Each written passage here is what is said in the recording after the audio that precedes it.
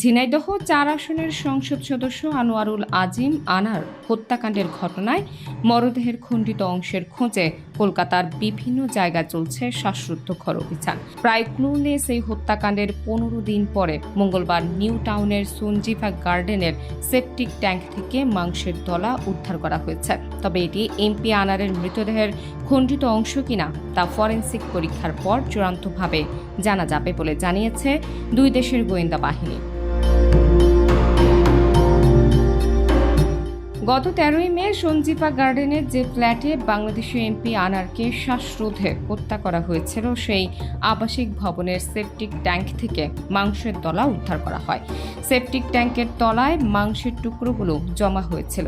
সঞ্জীভা গার্ডেনের এক পরিচ্ছন্নতা কর্মী সাংবাদিকদের বলেন, মাংসগুলো ছোট ছোট করে টুকরো করা, তরল পয়ঃবর্জ্যের মধ্যে থেকে সেগুলো অনেকটা ফ্যাকাশে এবং নরম হয়ে গেছে।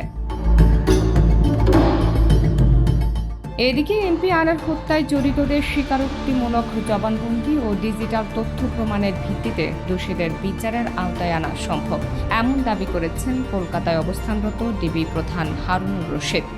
এমপি আনার যে ফ্ল্যাটে ছিলেন সেখানকার সুয়ারেজ লাইন ভেঙে অভিযান চালানোর কথাও জানান হারুন। অন্যদিকে হত্যার মূল হোতা কসাই জিহাদের দেয়া তথ্যের ভিত্তিতে মরদেহের খণ্ডিত অংশের খোঁজে কলকাতা সহ পশ্চিমবঙ্গের বিভিন্ন খালে অভিযান চালাচ্ছে কলকাতা সিআইডি।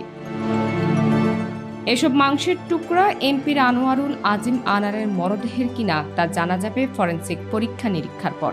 এ বিষয়ে এখনও আনুষ্ঠানিকভাবে মন্তব্য করেনি বাংলাদেশ কিংবা কলকাতা পুলিশ। উল্লেখ্য, গত ১২ মে কলকাতায় গিয়ে বন্ধু গোপাল বিশ্বাসের বাসায় ছিলেন এমপি আনার। চিকিৎসকের সঙ্গে অ্যাপয়েন্টমেন্ট আছে বলে পরদিন সেখান থেকে চলে যান তিনি। পরে গোপাল আনারের মোবাইল ফোন থেকে বেশ কয়েকটি টেক্সট মেসেজ পান, যেখানে তাকে ফোন করার দরকার নেই বলা হয়।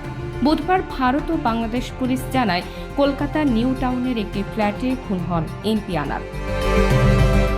গোয়েন্দা ও পুলিশ কর্মকর্তারা বলছেন, আক্তার জামান এবং এমপি আনার একসঙ্গে স্বর্ণ চোরাচালান চক্র চালাতেন। গত বছরের শেষের দিকে টাকা পয়সা নিয়ে তাদের দ্বন্দ্ব হয়। সে সময় আজিম ১০০ কোটি টাকারও বেশি মূল্যের স্বর্ণ নিজের কাছে রেখে দেন।